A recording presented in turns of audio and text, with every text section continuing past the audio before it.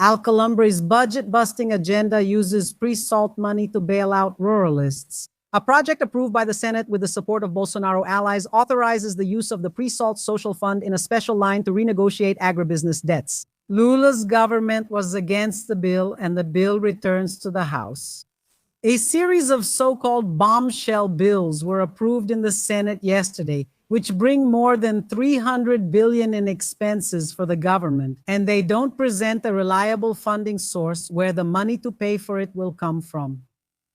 And if they don't do that, it's unconstitutional. It's just to sweeten things up to get votes to respond to their electoral base, like agribusiness, which kills, which isn't popular, and soon everything will fall apart again. They do this because it's an election year and need to fool people. Meanwhile, what should actually be put to a vote, which is constitutional and has already been approved in the House of Representatives, isn't brought up, which is the end of the 6x1 work schedule. Alcolumbre is blocking the vote on the constitutional amendment to end the 6x1 work schedule, which would have committees and go through the process. Wow, that's crazy, right? Alcolumbre is blocking the vote, and the constitutional amendment to end the 6x1 work schedule will go through the committees.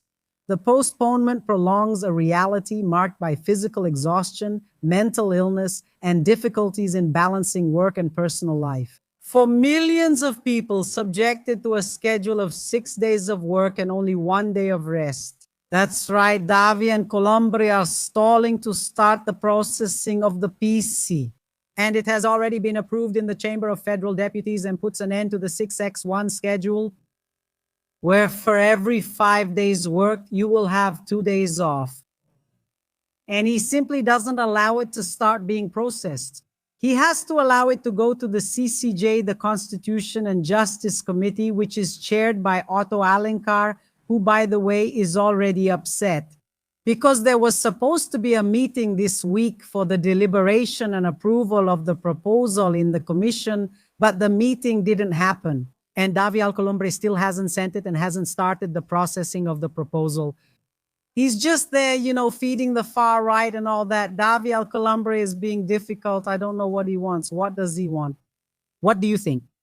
And look, Alcolumbre sends Ciro Nogueira to a UN event amid the investigation into Ma Master. Senator from the PP will represent the Senate at a forum in New York. The trip will have its expenses paid by the House. This is mockery, isn't it? Who did Davy Alcolumbre choose to represent the federal Senate at a UN event in New York? Ciro Nogueira. Ciro Nogueira was subject to searches and seizures by the federal police. The federal police found evidence that he received a monthly payment of $300,000 to $500,000 from Daniel Vorcaro. And the latest news is that Daniel Vorcaro turned him in through a plea bargain, and for the first time, Daniel Vorcaro admitted that it was indeed a bribe payment. And as a reward, the senator receives authorization and the request to represent Brazil at the UN in New York, and everything will be paid for by public funds. But didn't he go there to meet Eduardo Bolsonaro, with Paulo Carlisto, owner of the Havergate Fund, to coordinate maybe their stories? Huh? I don't know. With these actions from Davy Alcolumbre, do you know what impression I get? It's that Davy Alcolumbre is involved up to the very last hair on his head. It's not just up to his neck, no. He's involved up to the very last hair on his head. Because something like this just doesn't make any sense. He's attacking the government and that Globo reporter, what's her name again? That one from Globo? What's her name again, guys? Does she speak? Mayo? Is it Mayo? Huh? What's her name? That reporter from Globo? Is it Mayo? Malu? What is the central like? Huh? Malu, right? It's Malu. Malu said that Davy Alcolumbre asked Lula to put the brakes on the federal police. And Lula said he wouldn't interfere in anything, and anyone involved would be caught by the federal police, and he wouldn't interfere. Malu Gaspar said that. Then after Malu Gaspar, yes, that's right, Malu Gaspar. And after Malu Gaspar said that, Maju, is it Malu or Maju, guys? For God's sake, don't mix up my ideas, please. Then after Malu Gaspar said that, Davi Alcolumbre switched sides. He changed completely. He began doing everything he does now. To attack mainly Lula's government. Could he be involved in the Banco master fraud? Did he send Ciro Nogueira to the United States to meet with others who are involved in the criminal organization? Because to me, it's outrageous. You appoint someone who was subject to a search and seizure, who the federal police said receives a monthly allowance from the criminal banker who's in prison, and who now had the plea bargain confirmed where he went to turn himself in. He was implicated by Daniel Vorcaro. And then it's a lot of shamelessness and dishonesty. Or maybe it's because he's involved too, right? It's just like Claudio Castro, right? Claudio Castro was also implicated by Daniel Vorcaro. No, I know most likely his plea deal won't be accepted, but he already gave them both up. He already did. Look here. He is worried about what is happening over in Rio de Janeiro. Mr. President, regarding what is happening in the state of Rio de Janeiro, there is a coup underway carried out by the Supreme Court out of respect for the federal constitution. I wasn't the one who wrote the federal constitution. The judge shouldn't be in office. The president of the assembly has already been elected. And he wants Dobras Ruas, who is the president of Lerge Raymond, to take over the state government. What he doesn't know is that his party, and I have many colleagues here whom I respect, but his party is responsible for the gang that took over Rio de Janeiro, that robbed Rio de Janeiro. Therefore, we want to thank the Supreme Court for keeping Judge Ricardo Volto governing the state of Rio de Janeiro. By the way, they want to return to power because they don't know how to win an election unless they're sitting in the chair. Ricardo Corpo has already cleaned up. If I double the streets, he sits down again. My God, the little ghosts are going to come back. Everything will be lost. The little schemes, my God. Cabo Gilberto, stay in Paraíba and leave Rio to us, Cabo. And him, oh my, the Bolsonaristas, guys, look how lazy these people are. And they want State Representative Douglas Ruas to take over the government of Rio de Janeiro. Claudio Castro, impeached, ineligible, soon to be a prisoner, former governor of Rio de Janeiro. They want Douglas Ruas, from the same political group as the impeached, hunted, ineligible, soon to be prisoner, Claudio Castro, to take over the government of Rio de Janeiro, saying that the Supreme Federal Court staged a coup in Rio de Janeiro because the one who took over was the president of the Federal Court of Justice, Ricardo Couto. Then you say, Andrea, but the one who should have taken over was the president of the Legislative Assembly, Andrea. That's true. According to the line of succession, if the governor leaves, who takes over? The vice governor. Claudio Castro managed to get the vice governor out of the picture, and he appointed his vice as a counselor of the Court of Auditors last year in 2025 to leave the position vacancy, because then it would go to the next in the line of succession. The next in the line of succession, all according to the federal constitution, who is it? President of the Legislative Assembly. Then they targeted the president of the Legislative Assembly. Where is the president of the Legislative Assembly? He was arrested. Rodrigo Bacelar, from the same political group as Flavio and Claudio Castro, was arrested. He was arrested once, then he was released. Then he was arrested again, and he's still in jail to this day for involvement with the Comando Vermelho and involvement in the same criminal organization that stole from Rio de Janeiro under Claudio Castro. He's in jail. So there's no vice governor, no president of the Legislative Assembly, and the Constitution says that the next in the line of succession is who? No. President of the Court of Justice. So they appointed him, the president of the Court of Justice, Ricardo Couto, is the governor of Rio de Janeiro. Then he took office and he's conducting a thorough investigation there. He's firing a lot of campaign workers, ghost employees, uncovering a lot of bidding fraud, theft in every department from Claudio Castro's government.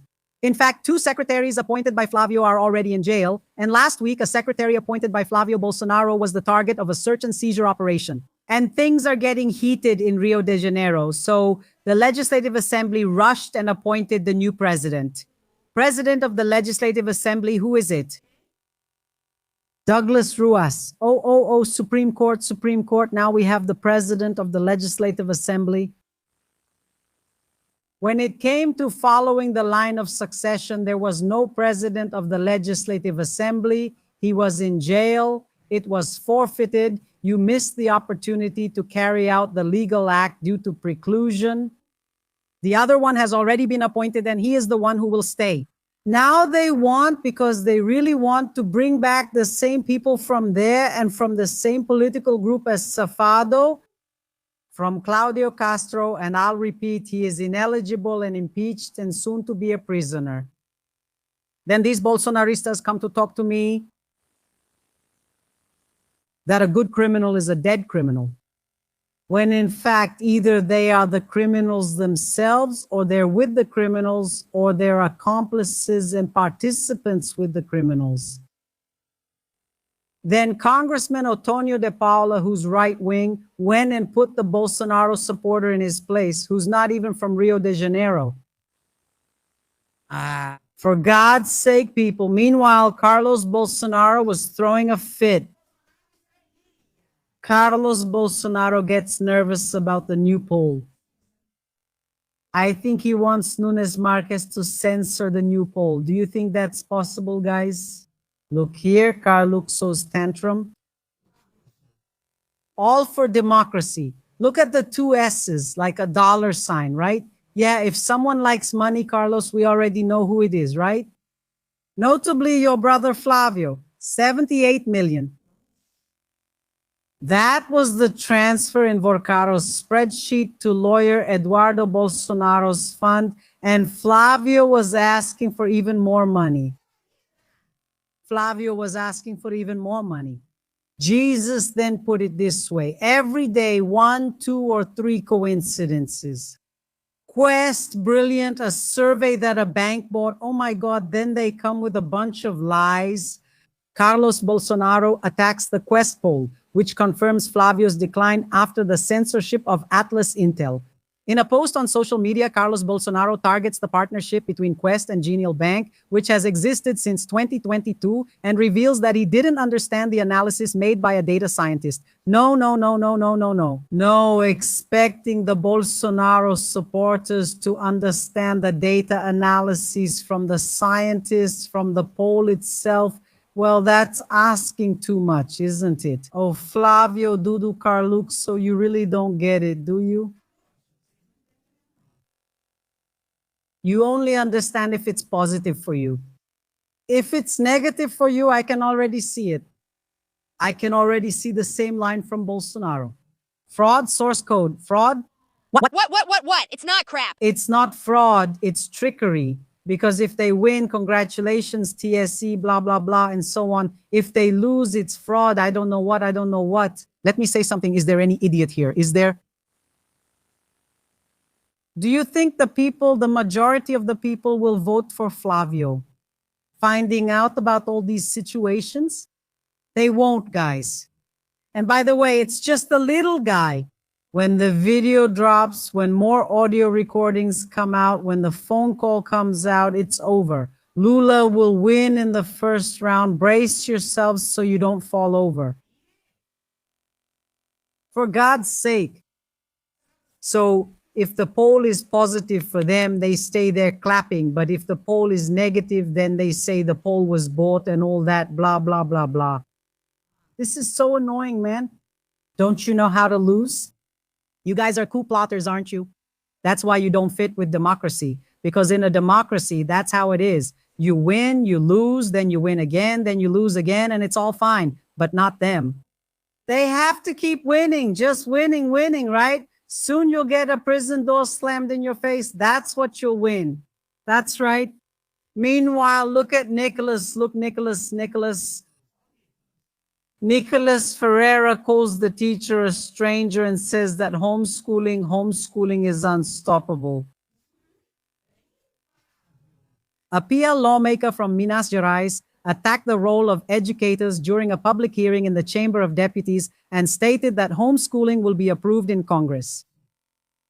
Let me tell you something here. Sometimes mom and dad have to work. The child needs to go to school and daycare, Nicholas. But you live in an Alice in Wonderland world, in the fantastic world of Bob Bobies. Yeah, who's gonna stay home to educate the child, guys? But if it's the wealthy, then the wealthy just hire someone, right? Private tutors to teach at home. There's nothing else to do, Nicholas. Nicholas still keeps attacking the teachers. What a boring bunch, Nicholas. Another prank. There are a bunch of poor fools supporting this. You have to work or you have to work. Your child has to go to school, has to go to daycare. You have to work. Or do you think you're just going to stay at home? And according to him, you have to work and it's still 7-0. He doesn't even want to give up the 6-1 schedule. Let's see this from someone with nothing to do. Nobody wants to job hunt, right? But bothering people with this kind of thing that won't lead to anything. That's what gets on my nerves. Just to get to know your child and to raise your child better than the father and the mother? Who knows him better? Who knows, right? What he really needs. Is it another stranger? You take your child and put him in the hands of a stranger. Is that the best way? Homeschooling will be approved by a majority of votes. Homeschooling is unstoppable. Guys, I have to admit that I'm impressed by how little this guy knows about the reality of Brazil. He asks who knows their child better, the parents or the teacher. Of course, it's the parents, right, guys? But is knowing the same thing as teaching. You know your car better than the mechanic, right? But are you a mechanic? You know your body much better than the doctor, right? But are you a doctor? By the way, when your child gets sick, do they need a doctor or a dentist? Do you treat him at home? Of course not, right? So why should your child's education be any different? And there's more. Nicholas doesn't know or understand the real Brazil, which isn't the right-wing Brazil where only rich people live. The real Brazil is the mother leaving home at 5 in the morning for work and the father taking 2 crowded buses to his job. The real Brazil, folks, is the Brazil where millions of Brazilians didn't even have the opportunity to finish their studies and who fight every day to put food on the table at home.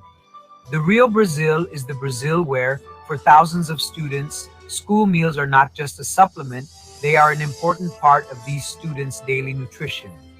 And the worst part comes now, huh? The real Brazil is the Brazil where thousands of children and teenagers still suffer from violence and abuse. Do you know where these abuses occur? More than 80% happen at home. And do you know who discovers these cases? It's teachers in schools, actually. That's what makes the school not just a place for learning, but also a place for protection. School isn't there to replace parents. It's there to help families. The teacher can't replace parents, and parents can't replace the teacher. For example, I love my 8-year-old daughter, Maria Helena. But love alone, people, doesn't teach math, physics, chemistry, biology, history, science. That's it. Socialization. And there's more. Children weren't born just to know what their parents know. They were born to go much further. Knowledge can't be an inheritance. Knowledge has to be built collectively. That's why we have schools, teachers, universities, people with master's degrees, and people with doctorates. Now I want to hear from you. Do you prefer your child to be educated only by you, or by you and by professionals who are prepared to teach? Leave your opinion here. Yes. People are out of touch with reality, right, guys? But do you know what that is? I don't know why. Maybe you can explain it to me. But the far right is terrified of teachers. Have you ever stopped to think? Who was it that once called teachers criminals? Do you remember? It was Eduardo Bolsonaro. So the Bolsonaro supporters have a problem with education. They have a problem with teachers. Why is that? Why are they so afraid of teachers? Then they want to make the child narrow-minded. Inside the house, narrow-minded. Why is that? What are they afraid of? Let's watch Leon Al-Hadi, who said a lot of true things here. Pay attention. Now we have the Pix Funk. The Pix Funk. And it's cool, right? Flavio Bolsonaro has a way of dancing funk that's really impressive. It's interesting because they always claim funk was only for criminals. Then, when the election period comes, they spread fake news with funk, and Flavio Bolsonaro thinks he knows how to dance funk. Then he goes like this. Look, he looks like Kiko. Kiko trying to learn how to play the guitar, you know? That video is really funny, but the most important thing is them saying that Bolsonaro is the father of Pix. And so I want to show you here so you don't say I'm lying. I'm going to bring exactly what Bolsonaro said on the day he was asked about Pix. What Bolsonaro answered about this, because when he was asked, he gave a response. And his response was the following. I didn't read about it. I wasn't aware of it. Wait, let me do it the way he probably said it. I didn't read about it. I wasn't aware of it. I'll talk this week with Tarcisio if we deregulated it. Deregulate everything about civil aviation, pilot's license, okay? Yeah, that was pretty much his answer about it. He thought that Pix was a deregulation about civil aviation. This is the Bolsonaro who created Pix, according to Flavio Bolsonaro. And why are they insisting on this issue of the creation of Pix? Because they see that now what they did in the United States looks really bad, which is precisely attacking Pix, attacking our financial system, attacking Brazil, and handing Brazil over on a silver platter to the United States so that we abandon Pix and adopt Zelle to make Trump very happy. I've already said several times here that Trump increased his wealth by 70% since he took office as president, precisely by doing what he's doing with Brazil. I'm sure that Trump must have investments in the companies that regulate and organize the Zelle system. And then he says, look, in Brazil, it's going to be Zelle now. And then what happens? The company's stocks go up and he pockets the money, just like he did with NVIDIA and other companies, including artificial intelligence companies that signed contracts with his government. And before that, he invested in those companies. Look how honest the far-right liberals are, how upright they are, how concerned they are with the world's morals. The United States itself has more than 30,000 gangs and criminal organizations, and they want to tell Brazil how Brazil should act against organized crime. But if they like taxation so much, I want to keep talking about Pix. Since they like to talk so much about taxation, about tax aid, and how Brazil taxes too much, I want to bring up something Paulo Guedes said in 2019 about Pix, okay, folks? In 2020, actually, he said the following about Pix, okay? We're really going to have a digital tax. He said this on October 29, 2020, during a virtual event of the Joint Parliamentary Front for Public Service. In other words, Paulo Guedes already wanted to tax Pix at that time. And he was explaining in 2019 how it would work back in 2019, 2020, when Pix was about to be implemented. Look at what he said. You won't even go to the bank anymore. You'll just take your phone, tap it against another phone, and transfer the money to the other person. So how are you going to tax this transaction? There has to be a tax on it so that a digital transaction is taxed. Who wanted to charge for Pix after all? Paulo Guedes talking about this. And remember that Pix was created by the central bank. The central bank was already independent. It started during the Temer administration, but the central bank was already independent during the period when the Pix system was developed. And then later, when it was implemented, Bolsonaro didn't know what it was because it was a central bank system and Paulo Guedes wanted to tax it. That's the reality. And now the ones who want to end Pix are Flavio Bolsonaro and Eduardo Bolsonaro, together with Trump, handing it over on a silver platter to Trump because supposedly it's harming American companies. And to hell with the manicurists, to hell with the pedicurists, right? The hairdresser, to hell with the Uber driver and those who have small businesses.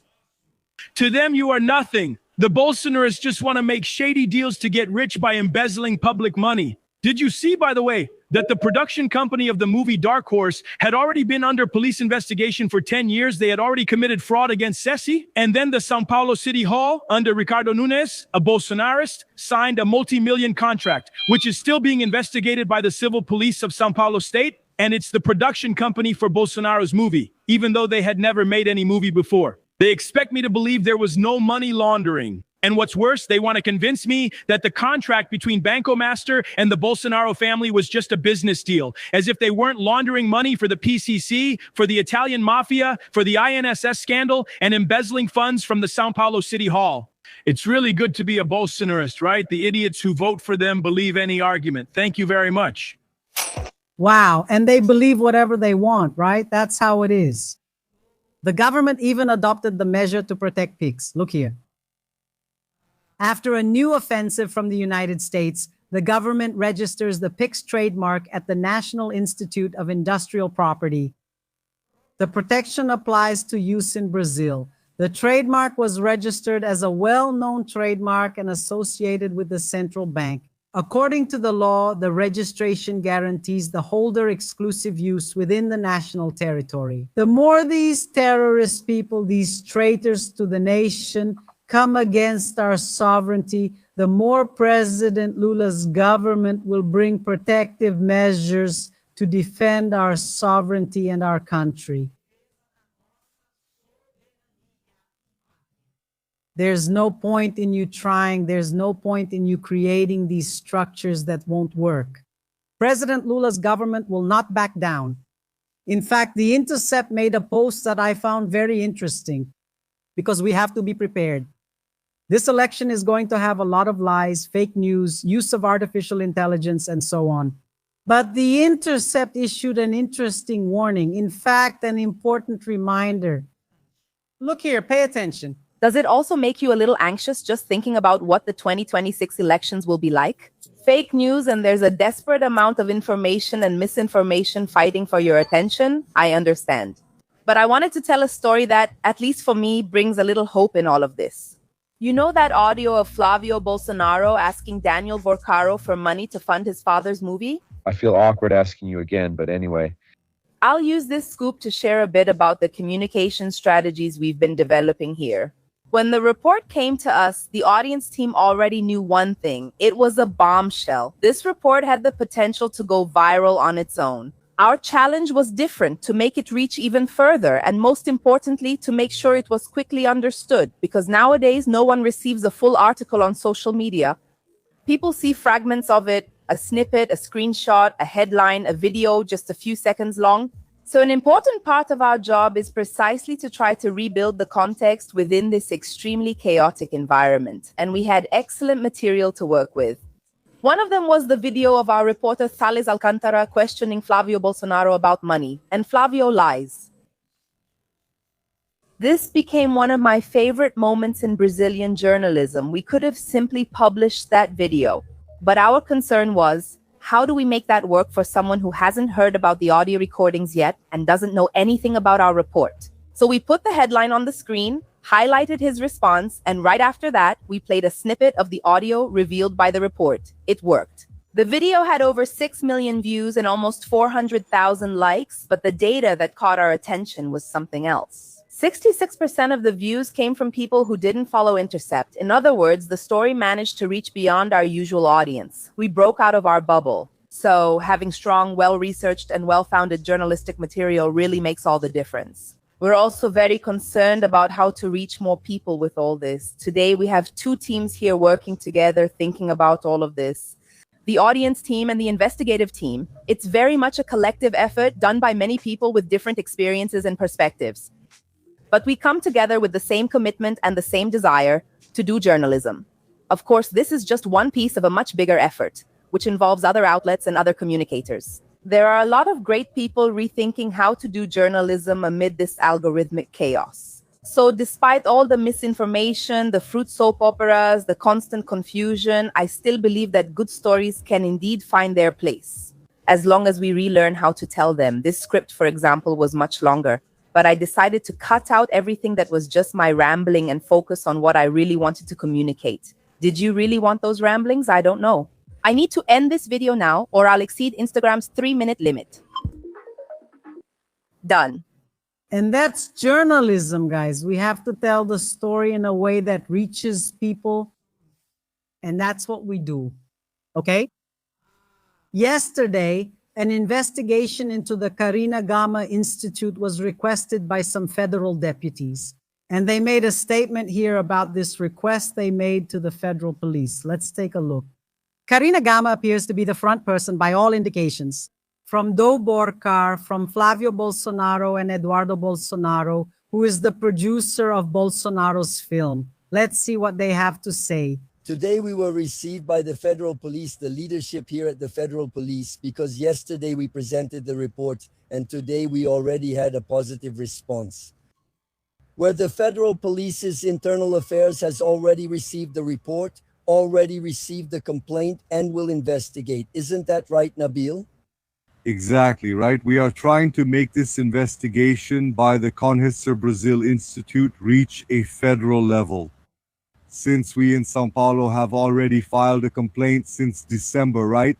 About an overpriced contract, a very suspicious contract between the Sao Paulo City Hall and the Conhecer Brazil Institute, which is managed by Carina Gama, a person who has several connections with other organizations and with funds from other states, and even at the federal level, right? So the investigation needs to have a broader scope, right? It is already being investigated by the São Paulo Civil Police, but her case is a federal case, a national case, and that's why we came here to the federal police to request the federalization of the investigation into the institute. The Conhecer Brazil Institute and the misappropriation of funds that we are investigating in relation to this organization. Beyond the scandal that we found involving São Paulo City Hall, it is an absolutely inexplicable situation, or its explanation can't be stated. We also have a contract here with the government of the federal district. And not only that, during Jair Bolsonaro's government, SESI also hired this Conhecer Brazil Institute and established relationships with other police units. And in addition, we will also have parliamentary amendments from federal deputies, from lawmakers at other levels of government, Including São Paulo city councilors. city councilors from São Paulo, federal deputies for this Conhecer Brazil Institute, which doesn't even have the technical capacity to perform the function for which it was hired. And look, the person responsible for this Conhecer Brazil Institute is also a partner in the production company making the film, which by all indications is also a major money laundering scheme. That's why it's necessary to federalize this investigation. It's not just in São Paulo, it's in other parts of the federation as well, including here in the federal district. That's it. What about São Paulo and the Wi-Fi? Production of a film about a former president, an institute with no track record in filmmaking. It's an institute, not even a company. Providing Wi-Fi for a city hall, making connections with SESI, having dealings with other federal entities like the federal district. It's very strange. That's why we want to see the relationship between Banco Master, Daniel Vorcaro, Flavio Bolsonaro, and Carina, who has connections with so many agents that we are all suspicious of, that there is a lot of shady business. And that's why the federal police needs to investigate quickly. Yeah, I even believe that the police are already investigating, but having pressure from deputies and senators up there is important because there's no other way. This Carina has already been under investigation for some time, and I believe that soon she will either be arrested or summoned. Meanwhile, things are getting really intense. The Pentagon has just evacuated all of its buildings. The Pentagon is where the top leadership of the United States Armed Forces is located. Breaking news, latest information, they have just evacuated all the buildings of the Pentagon. The suspicion is that a toxic substance was released there at the Pentagon. You know that Trump wants to do with Iran what he did with Venezuela. So much so that he is now threatening to take an island that belongs to Iran in order to control Iran's oil. And Iran said it will not accept it. And it will go to the last consequences. Let's see, this just came out now. First, I'll show you the island they said they'll take. Here, look. Trump threatens to take Clark Island and control Iran's oil sector just like he did with Venezuela. He wants to steal from Iran just like he stole from Venezuela. And I don't know if it's related, but right now the Pentagon is evacuating its buildings. There's suspicion of an attack. Pay attention here, okay? Let's see here. It just came in. The important news is that it just arrived. The Pentagon is on lockdown and hazardous materials teams are on their way to the site in the United States. People who are in the area have been evacuated from several floors of the Pentagon at this moment. We are closely following everything that is happening, especially on the opening day of the World Cup. Our international affairs editor, Isabella Rocha, is here with me for more information. What do we know so far, Isa? Roberta, the incident was confirmed by Reuters according to the local firefighters. Yes, what happened was that there was a leak of toxic materials inside the building, and that's why several floors had to be evacuated. The building is on lockdown, right, on several of its floors, and the people who were responding, right, the emergency team members who were responding to the situation were wearing gas masks and protective clothing. So apparently it's a really highly toxic substance, and that's why these teams are being so careful, right, Roberta, in order to respond to this incident. The Pentagon spokesperson just spoke with Reuters, Roberta.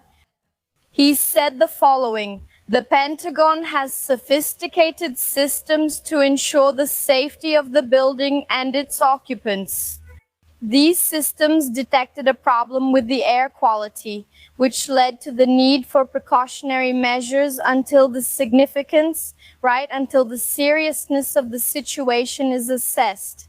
Yeah, the department is carrying out some protocols, protection protocols. Roberta, I'm reading and translating live off the top of my head. That's why there's this glitch. Shall we show it? CNN has also just released a report about this situation. Let's check it out on CNN. Several floors and corridors of the Pentagon, the center of American intelligence and war-related operations, were isolated after an incident involving hazardous materials. The Pentagon spokesperson confirmed that a problem with the building's air quality was detected. This required precautionary measures. Remember, there was a series of anthrax threats a long time ago. Letters with powders of dubious origin in the United States. That's why the Pentagon is concerned right now and is isolating the building, because some suspicious and even toxic powder may have been placed in the ventilation system. The areas from the 2nd to the 5th floor are in lockdown at this moment. Lockdown? Empty. They were evacuated quickly. Sources told CNN that the police who entered the building are using those gas masks and also protective gear against chemical substances. We often see in American movies that full outfit with gloves, internal oxygen system, precisely so they don't get contaminated in case it's actually confirmed. Well, it still has to be confirmed whether there was an attack or not. I know one thing. Donald Trump wants to do to Iran what he did and is doing to Venezuela. Venezuela is being robbed. For everyone to see, thousands and thousands of barrels of oil are being stolen from Venezuela. And not just the oil, but also the gold in Venezuela. And Donald Trump wants to do the same thing with Iran. Iran is the second largest oil power in the world, the largest natural gas power in the world. And what he wants is to steal from Iran. Iran has the strength to fight back and is fighting back. And Iran has already stated that it will go to the bitter end, that it will not accept Donald Trump doing what he is doing with Venezuela. He's a real thief. He's a real thief. And he just wants to interfere in countries to steal. That's what he's trying to do in this situation, to embarrass and intimidate Brazil into classifying Comando Vermelho and PCC as terrorists. We know they have to be destroyed. PCC, Comando Vermelho, they have to be destroyed. But what Donald Trump did was just to threaten and coerce the government to get access to our resources. That's what he wants. Don't be fooled. Smash the like button. Any new information, I'll go live at any time at 16 and 4:30 p.m. There's a highlight. Kisses. God bless you. Thank you.